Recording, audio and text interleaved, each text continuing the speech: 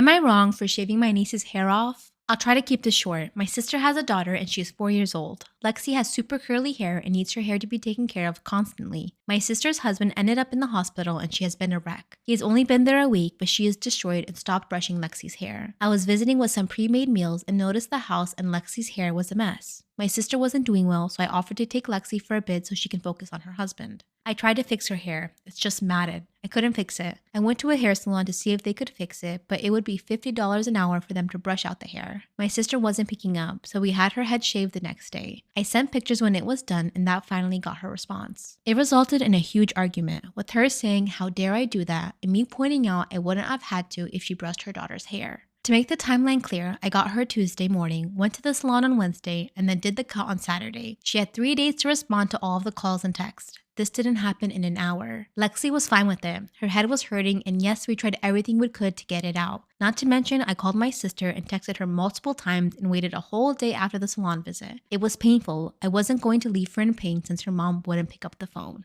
The estimate the hairdresser gave me was $50 an hour, and she said it most likely at minimum would take 8 hours, so $400. That's with no break and her sitting still, which we all know a 4-year-old won't do, especially if it hurts. If we did do that with the constant breaks and wiggling, they said probably an extra 3 to 4 hours. Am I wrong for pretending I don't have money so my family won't bother me? My wife, 52 female, and I, 51 male, recently partly retired with $4 million in savings. I am a systems engineer and my wife was a registered nurse. I still work part-time but less than 20 hours a week and my wife is fully retired. The thing is, we are very frugal people and try to save where we can. I've also made it clear to my wife to never tell the family we have money and pretend that we are dead broke.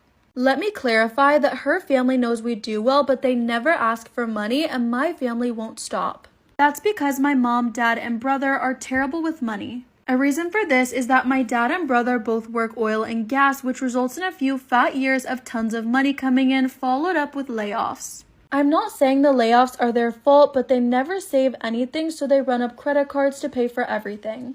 And they've borrowed against their house so many times they haven't paid anything towards the principal. Am I wrong for pretending I don't have money so my family won't bother me? They've had their house for 35 years and should be retired by now, but they can't. My dad recently had to go back to work as a school bus driver because they have so much debt and no money. And now my brother has inherited their spending issues and has his own alcohol struggles. Not to mention he's currently going through his second divorce. The thing is, I didn't tell my son not to tell his grandparents that we recently retired. They found out from him recently and have been calling me livid because we pretended to be broke for years. But clearly if we can retire, we have savings. I never told them because I know the result, and they would just keep asking for money constantly. For example, one time we went on vacation and they found out via Facebook. Then they came knocking for money. We lied and said we won some money but ended up spending it all on our vacation. Am I obligated to help them? I don't feel so bad because both my parents and brother made lots over their careers. But my dad's in his 70s working. Am I wrong for telling my mom that she can't talk to my kid about her miscarriage and take him to the grave? I, 28 female, have a son, 5 male. I was adopted and grew up the consolation prize for the miscarriage my mom, 68 female, had at 20 weeks. We had to go to this fetus's grave every year, and one of my earliest memories was her forcing me to give my favorite stuffed rabbit to the grave. I also grew up with her venting about how hard the miscarriage was to me, and I honestly think it was super inappropriate. It honestly just made me feel like a second option to what she actually wanted, and I obviously was never good enough. Well, I recently found out that she took my son to the fetus's grave and told him about it. I told her that's an off-limits topic and she has no business telling him about her miscarriage, especially when he's 5 years old. Now some people in my life are saying I'm wrong for telling my mom she couldn't tell my son about his dead aunt. But I think I'm justified in not wanting him to have to hear about it too. It was 30 years ago. Am I wrong for telling my mom she can't talk to my kid about her miscarriage and take him to the grave? I told her that's an off-limits topic and she has no business telling him about a miscarriage. He's 5 years old. But now some people in my life are saying that I'm wrong for not letting my mom tell my son about his dead aunt. But I think I'm justified in not wanting him to hear about it too. It was literally 30 years ago. Top comment says your mom spent years trauma dumping on you and now she's trying to do it to your son. Your 5-year-old is not her therapist. If anything, OP's mom needs a proper therapist for all this because all this trauma dumping shouldn't have happened. And if others in the family think it's okay, then she can trauma dump on them. It's so inappropriate to bring a 5-year-old to a grave and expect OP not to have a problem with it. And then another comment says, doing that to your adopted kid is beyond wrong too. Sorry, sweetie, I only adopted you because the child I actually wanted died. Now give your favorite stuffy to my dead child. That's terrible. Am I wrong for calling my best friend a monster after she made me a home-cooked meal? I, 20 female, was invited to my friend Layla 20's house for dinner last week, and let's just say it's led to some really weird things. For background, I have a lot of medical conditions, including asthma and extreme allergies, and my friend likes to joke about how fragile I am. For example, one time me and my friends went out 2 months ago and I didn't bring a purse, so I had Layla hold my inhaler. At first she said stop joking, I know that's fake, but after pulling it out and using it, she seemed surprised. But she quickly apologized and we moved on. Skip to last week when I was invited to a dinner party at Layla's house and I was so excited. I sent her a list of my allergies and told her if she didn't want to change what she was planning on making, I bring my own food, no problem. But she insisted that her food was fine and I thanked her. Now on the list was mushrooms, but when I got to the dinner party, there was a chicken dish that looked like it had mushrooms in it. Am I wrong for calling my best friend a monster after she made me a home-cooked meal? I made her a list with everything I'm allergic to, and on this list was mushrooms. But when I got to the dinner party, she made a chicken dish that definitely looked like it had mushrooms in it, but I didn't question her. But I definitely should have because she watched me take a first bite and I was right, mushrooms.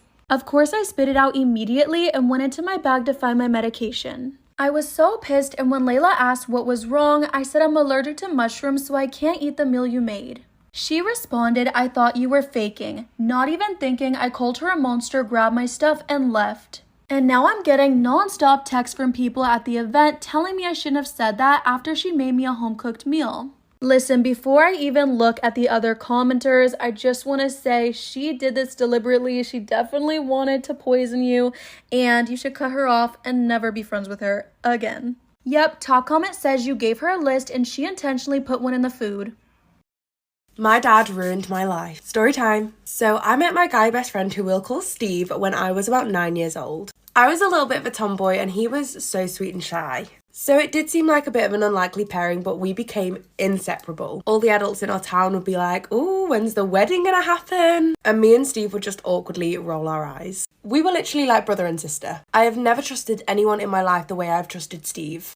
I genuinely cannot put it into words how incredible this boy was. So long story short, when we turned 16, the whole friendship thing kind of fell away. As soon as we turned 16, me and Steve started to date. And I started operating on the assumption that we would be spending the rest of our lives together. I could just see myself having a nice little job, 5 kids, a big garden. I was so happy, but then a year later, when I was 17, Steve just dumped me out of nowhere. I had to find out through a friend that he had run off and joined the Navy. I was absolutely heartbroken. And the part I was struggling with the most is that I had no clue why he'd left me. My parents were literally my saving grace during this time. They were so supportive and helpful. They encouraged me to just throw myself into my studies, and because of this, I got into this really good school. But I came away from this situation absolutely stunned. If I couldn't trust Steve, who was I supposed to trust? It literally felt like everything I'd ever known had been a lie. So let's fast forward a few years. I'm now 3 failed relationships in, and at this point, I'm feeling a little bit insecure and worse for wear. And to top it all off, my dad recently passed away. So one day, I'm driving to work and my phone lights up with an unknown number. And guess who's on the end of the phone? It's Steve. And he says, look, you would be 100% justified to just hang up the phone right now. He goes on to say, but I heard your dad died and I never got to clear things with him. And I'm thinking him and my dad never had beef, so I'm not really too sure what that was about. He said, but you deserve to know the truth. Do you know how scary that is? Having some person that you've not spoken to for years call you and then tell you that. Steve then goes on to say that when we were younger, my dad came to him. My dad said that I was amazing and special and I deserved a bigger life than what I had. I deserved more than just being some random person's wife and to just have their babies. He also told Steve that if we did get together, I'd realise one day that I was better and I deserved more and I'd leave him eventually. My boyfriend left me on the side of the road and I deserved it. Story time. My unreal boyfriend decided to treat us both to dinner. We were having such a good time, laughing, talking. We finished up our meal and we headed home. About halfway home, I asked if we could stop somewhere and get some dessert. And he says something along the lines of, haha, didn't we just eat? And then he keeps driving. Then me, being so stupid and selfish, pushes him and is like, come on, let's do it. I really just want something sweet. He replies and is like, we have ice cream at home. And I just kept pushing and pushing and pushing and pushing. And this boy is being very patient, more patient than I probably deserved, but he was firm and kept saying no. So eventually I stop and I give up. But then I see a fast food restaurant coming up and I jokingly just pull the wheel. And apparently I pulled a little bit harder than I thought I had. We actually ended up swerving quite badly and hit another car, only very lightly though. And to make things worse, he literally just bought this car like 2 weeks ago. So the other driver motions for us to pull over. Both drivers get out and the other driver starts cussing at my boyfriend, saying some horrible things. There was barely any damage to both cars, only like the tiniest little scratch on our bumper.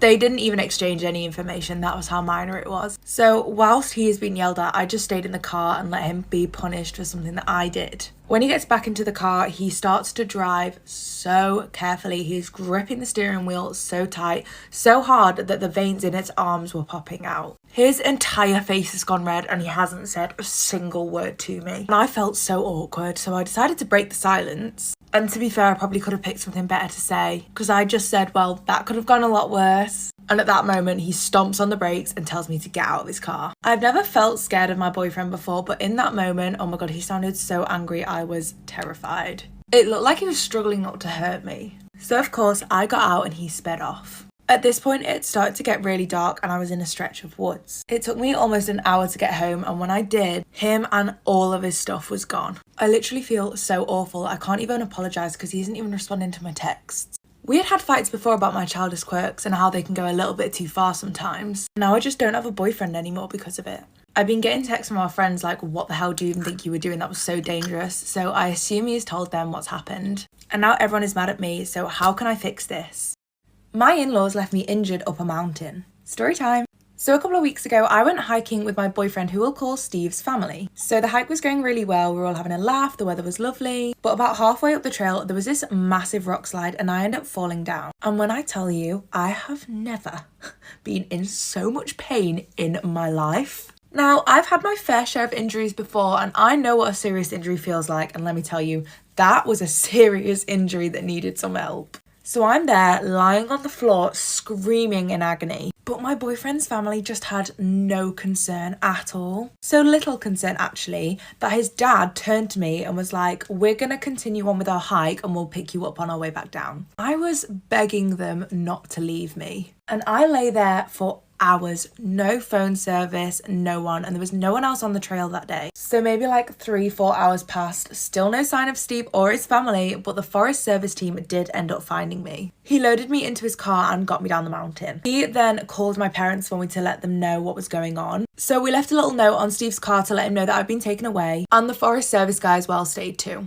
The whole way to the hospital, I was just sobbing. I was in so much pain, but also at the fact that I had just been left on a mountain. And I got an x-ray. It turns out that I'd broken my foot and ankle in 3 places. So I went in for immediate surgery. I spent 2 days in the hospital and they didn't check on me once. So I saw on social media all of their posts from the top of the mountain saying how much of a fun day they had all had together. Throughout this, I kind of worked out that maybe I didn't want to be with Steve anymore. And I'm not proud of this move, but I broke up with him via text saying I didn't want to be with them anymore. After a flood of messages, I just blocked them all. But that didn't stop them. We started to get notes taped to our front door, our cars, they were left at school for me, at my mum and dad's office. And then yesterday, Steve had the nerve to turn up at my house. I opened the door and he stood there looking like a little sheep. And he asks if his family could take me to dinner for a sorry for what happened. He then said that he didn't think what his family had done was wrong. He said, but he still loved me and he wanted to clear the air between me and his family. So I told them like, no, we're not going for dinner together. Because, you know, last time you took me somewhere, I got hurt and you left me on a mountain. Then I shut the door and I said nothing else. So now I'm wondering, should I have given them the opportunity to apologise? And I do kind of feel bad for slamming the door in Steve's face. I've been keeping a secret from my friend about her husband. Story time. So I was out the other day and I ended up meeting my friend's husband, who we'll call Steve. He told me not to tell anyone this story, that it is a massive secret. Steve has 3 kids and is literally always exhausted. So one day on his way into work, a woman that he always sees on the train struck up a conversation with him. She said she just knew him as the tired guy because he always looked exhausted, which I feel like is low-key kind of rude. So he began to explain why he was always so tired and always asleep on the train. She explained that she was a hotel manager and she could get him a room for free. So immediately, Steve takes her up on this offer, which, if you ask me, that's a little bit fishy. That just sounds like an affair, right? But no, Steve actually has an ongoing deal with this woman. He said that he just gets a call every now and again when there's a room free and she hooks him up. He tells his wife that he's visiting family, but actually all he goes and does is sleeps in this hotel room. He's away from his wife and kids and he is peaceful. So I was like, babe, you can't be telling me this and not your wife. I said, keeping this a secret from her. If she finds out anything, she's just gonna assume the worst. And when he told her the truth, she replied, I believe you, you'd never cheat on me. And he was like, oh, like, why do you know that? And she said, because Steve, you have no game.